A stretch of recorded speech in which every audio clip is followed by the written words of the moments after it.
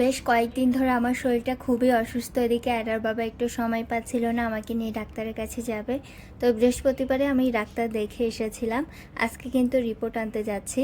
তো আমরা আজকে যাচ্ছি কিন্তু কুর্মিটলা হসপিটালে। কুর্মিটলা হসপিটাল আমার কাছে ভালোই লাগে। এখানে কিন্তু খুব ভালো ভালো ডাক্তার বসেন। এখানে আমি প্রায় সময়ে আসি ডাক্তার দেখাতে। সরকারি হসপিটাল হিসেবে কুর্মিটলা হসপিটাল ভালোই ফ্যাসিলিটি দেয়। তো এখানে কিন্তু প্রায় সময় আসা হয়, যেটা বললাম। আমাদের পরিচিত ডাক্তারও আছে। বাসা থেকে রওনা দিয়েছিলাম প্রায় সকাল 11টার দিকে। বাইরে অনেক বেশি রোদ ছিল, অনেক গরম ছিল। তো আমরা কিন্তু এখনও পর্যন্ত পৌঁছাতে পারিনি। 12টা সাড়ে 12টার মতো বেজে গিয়েছে। তো এই তো ফাইনালি পৌঁছে গিয়েছি হসপিটালে। তো আয়রার বাবা আমার কাছ থেকে রিসিট নিয়ে এই যে রিপোর্ট আনতে চলে যাচ্ছে আমাদের বাইরে রেখে। তো ভাবলাম যে ও তো যাচ্ছে, আমরাও যাই অন্য অ্যাকচুয়ালি রিপোর্ট কোথায় দেয় আমি জানি না। তো মানুষের কাছে জিজ্ঞেস করতে করতে চলে আসলাম। দেখি যে এই যে আয়রার বাবা এখানে বসে আছে পিছন দিয়ে, আমরা যে চমকে দিলাম। তো এখানে এই যে বসে আছে, রিপোর্ট দিতে একটু দেরি হবে। তো তারপরে রিপোর্ট দেখিয়ে ডাক্তার দেখাতে হবে, কিন্তু আমরা কোনো টিকিট কাটি নাই। তো এসে দেখি যে টিকিট বন্ধ হয়ে গিয়েছে। এখানে কিন্তু প্রতিদিনের টিকিট প্রতিদিন কাটতে হয়। অনলাইনেও টিকিট কাটার সুবিধাটা আছে, কিন্তু আয়রার বাবা ভুলে গিয়েছিল। এই যে এখানে হচ্ছে আমার রিপোর্টটা দিয়ে দিয়েছিল। তো দেখতেছিলাম যে রিপোর্টে কোনো সমস্যা আছে কিনা। তারপরে রিপোর্ট নিয়ে ফাইনালি আমরা কিন্তু বাসার উদ্দেশ্যে রওনা দিচ্ছি। হসপিটাল থেকে বের হচ্ছি, দেখি যে বাইরে প্রচুর রোদ আর আকাশটা এত সুন্দর লাগছে, একদম নীল, খুব ভালো লাগছিল। তো এখানে কিন্তু ছায়ায় একটু দাঁড়িয়ে রেস্ট নিচ্ছিলাম আমরা। আর কুর্মিটলা হসপিটালের সামনের পরিবেশটা এতটা সুন্দর, বসার সুন্দর করে জায়গা করে দেয়া আছে। আর এখানে বাতাস, একটা লেক আছে।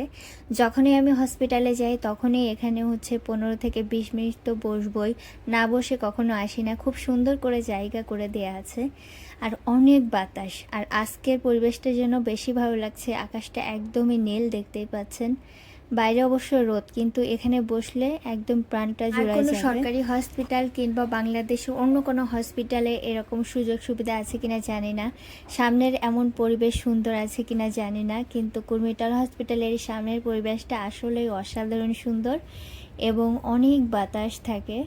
তো যে কোনো মানুষ আসলেই কিন্তু ভালো লাগবে। পাশ দিয়ে বড় বড় প্লেন যাচ্ছিল, যেহেতু পাশেই কিন্তু এয়ারপোর্ট, তো দেখতে তো ভালোই লাগছিল। আর আমি একটু ভিডিও করে নিয়েছিলাম।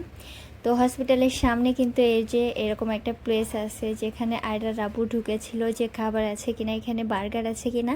আয়রা বার্গার খেতে অনেক বেশি পছন্দ করে, তো বার্গার ছিল না ওখানে। তারপরে একদম বাইরে এসেছি আমরা। তারপরে দেখলাম যে একটা দোকানে বার্গার আছে, স্যান্ডউইচ আছে আর পিৎজা আছে।